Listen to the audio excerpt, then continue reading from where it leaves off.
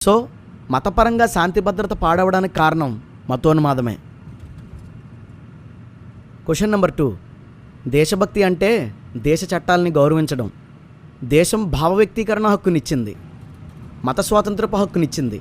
మేము ఆ హక్కుని వాడుకుంటున్నాం. కొందరు ఆ హక్కుని దుర్వినియోగం చేస్తున్నారు, ఆటంకపరుస్తున్నారు. అంటే రాజ్యాంగాన్ని ధిక్కరిస్తున్నారు. ఇందులో ఎవరు దేశభక్తులు? హక్కులను వినియోగించుకునేవారా, ఆటంకపరిచేవారా?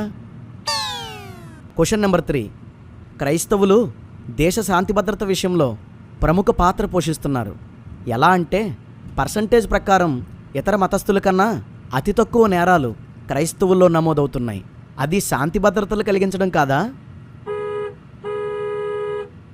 పర్సంటేజ్ ప్రకారం ఇతర మతస్థుల కన్నా చాలా తక్కువ శాతపు క్రైస్తవులు మాత్రమే తమ పొరుగు వాళ్లకు నష్టాన్ని కలిగిస్తారు. అది శాంతి భద్రతలు కలిగించడం కాదా?